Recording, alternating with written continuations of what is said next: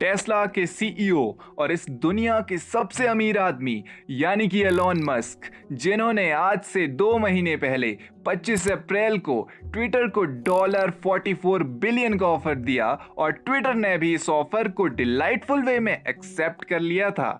साथ में ट्विटर के सीईओ पराग अग्रवाल ने उन्हें ट्विटर के बोर्ड में भी अपॉइंट कर लिया था, जिसका कंफर्मेशन उन्होंने अपने इस एक ट्वीट से दिया था। लेकिन उस डील के 1 महीने बाद से ही दोनों पार्टीज में एक दूसरे के लिए डाउट क्रिएट होने लग गया।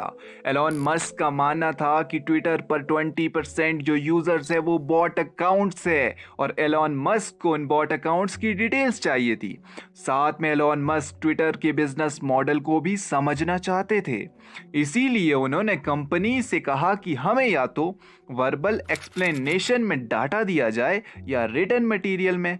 लेकिन कंपनी ने ये सब डेटा देने से मना कर दिया और उसी दिन यानी कि आज से 1 महीने पहले एलॉन मस्क ने ट्विटर को थ्रेटन किया कि वो इस डील से वॉक अवे भी कर सकते हैं, और जो कि आज हम सभी को देखने को मिल भी गया।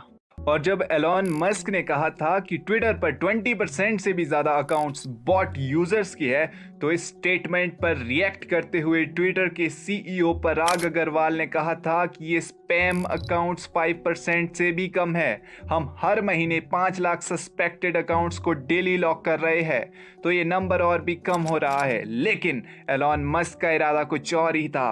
उन्होंने उसी दिन इस डील को होल्ड पर डाल दिया और आज फाइनली वो इस डील से टेक ओवर कर चुके हैं। और मैं आपको बता दूं कि एलॉन मस्क को ट्विटर के साथ हुई इस डील को कैंसिल करने के लिए $1 बिलियन की फी पे करनी पड़ेगी। यह एग्रीमेंट में पहले से होता है कि अगर कोई पार्टी डील से पीछे हट जाती है तो उसे एक पर्टिकुलर अमाउंट दूसरी पार्टी को पे करना पड़ेगा।